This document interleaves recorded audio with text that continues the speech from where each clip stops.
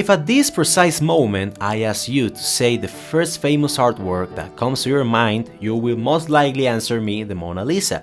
And it makes total sense because it is the most recognized and most visited painting worldwide. The Gioconda, as it is also called, is a symbol of culture, history and art, currently valued with a price tag near to the $750 million mark. But at the end it is priceless, knowing that it is not for sale. But let's be honest, yes, it is very beautiful and everything, but what's so different? Why it is so important? Well, today my friends, we will explain just this. My name is Rafael Peraza and this is what makes the Mona Lisa so special. Undoubtedly, the Gioconda stands out for its own brightness. Apart from its great artistic appeal, the smoothness and the art style couldn't have been better at the moment of painting it. The elegant stroke of the brush, the particular Da Vinci style, the number of layers of paint employed seeking perfection, and a lot of other things make it a masterpiece. But for much elegance and work that she required, it is not something unique of the Mona Lisa. Hundreds of paintings of dozens of different artists have these characteristics as well, and much many others. So what makes she truly unique? Why is cataloged as the most famous painting of all time? Well, let's talk about that.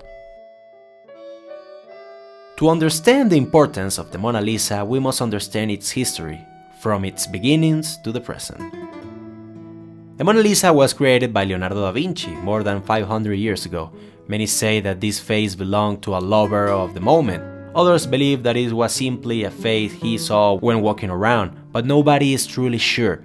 But what is true is that for Da Vinci, this was simply a painting in the bunch, nothing special about her. The special came with all the experiences she had during her history. More about that in a moment. At the beginning of the 1900s, in spite of already being a masterpiece of supreme importance, she wasn't shown by itself separate like nowadays, but next to other great pieces of art. For that moment, the Louvre was one of the most important museums in the world, just like it is today, but it wasn't visited by a lot of people like right now. For this reason, although there was security guards, they had little work to do, since there were never any problems. Moreover, even thinking about the possibility of someone stealing some of the artworks was absurd, but everything changed in the morning of August 21, 1911. Vincenzo Peruggia, an Italian worker of the Louvre, had hidden in the museum from the previous night to carry out something that nobody considered possible: to steal the Mona Lisa. Stealthily, he arrived at the Carré Salon, home of some of the greatest works by Leonardo da Vinci, including the Gioconda. He raised her protective glass, removed the painting, put it under his jacket, passed by a sleeping security guard, disarmed enough to open one of the doors of the museum, quietly went down the stairs, got into a bus, came to his house, and kept it. He did not sell it, he did not destroy it, he did not hang it, he simply hid it. And that's it, as simply as it sounds. But that is not the most incredible part. After the robbery, apparently no one realized that the Mona Lisa, a painting that already was considered as one of the most significant works of Leonardo da Vinci, wasn't there anymore. And even crazier than that, when the museum was closed to the public at the afternoon of the day after the robbery, the manager of the museum reported that everything was in order, that nothing odd had happened. Can you believe the level of relaxation and negligence on the part of those responsible for security and supervision of the museum? And I bet that if it wasn't because the next day a painter who came to make a sketch of the Mona Lisa realized that the painting was not there, it is quite possible that the museum would have spent days, even weeks, to realize that the painting wasn't there anymore. Nobody could believe it. Dozens of policemen and investigators ran to the museum to look out for the artwork, but there were no clues. Many hours passed since the theft. Hundreds of people had been in the museum. It was a total disaster. The Louvre closed for a week while the investigation was being carried out, and when it finally reopened its doors, a huge crowd made line just to see that empty space where the masterpiece once stood. As a result of this fact, the fame of the Mona Lisa grew in such a way that the whole world began to look for it.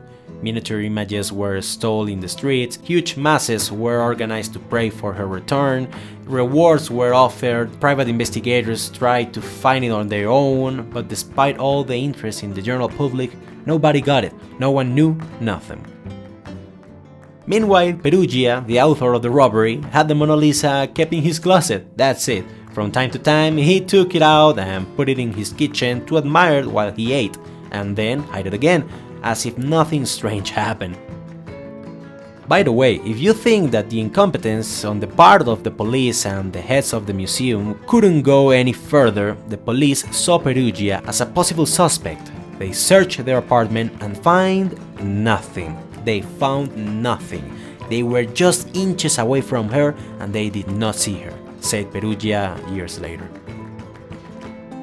The reason why this man stole this painting was because he thought that France had stolen a lot of artworks from his native Italy, and that by right they should be shown again where the authors created them. Something that is partly true, since during the invasion of Napoleon to Italy, the emperor confiscated all the artworks he could find, and even got to hang the Gioconda in his house. But this argument didn't apply to the Mona Lisa, since it was the same Da Vinci who sold the painting to a French monarch hundreds of years ago.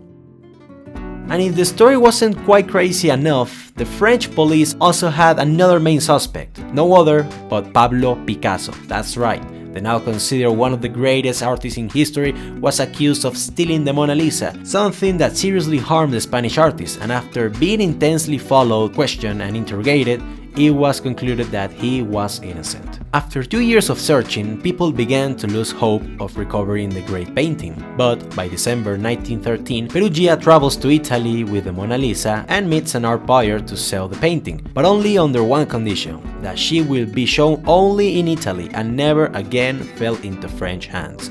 But, to his surprise, after authenticating the painting, the director of the museum in Florence, where he had planned to sell the artwork, informed the authorities and Perugia was arrested.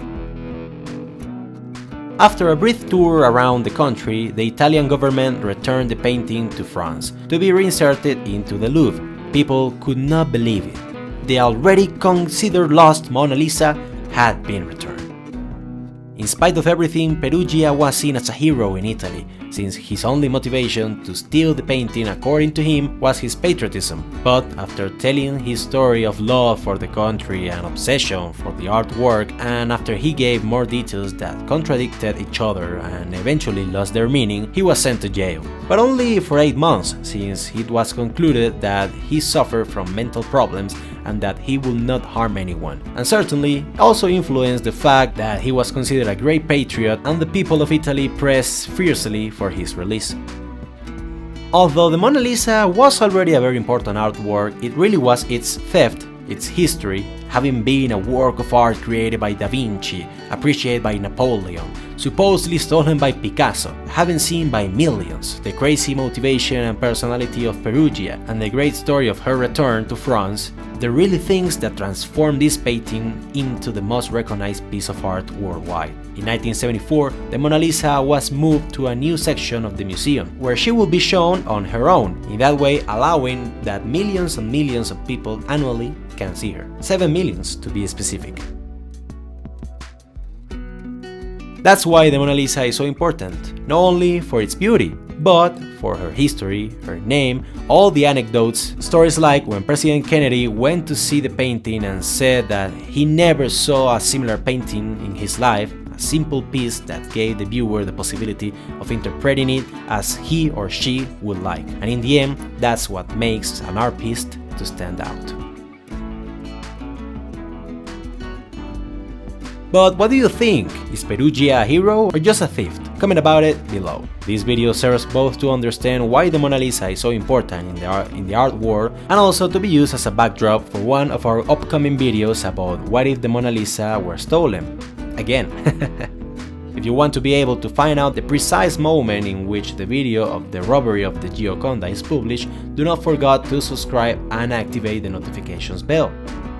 If you like this type of video in particular, subscribe now. I will talk about alternate realities, history, the future of technology, and many other things week after week. If you have already subscribed and you want to help the channel grow, you could also help me on Patreon. Remember to hit the like button, share the video, and I will see you in the next one. Have a great day. Thanks for watching.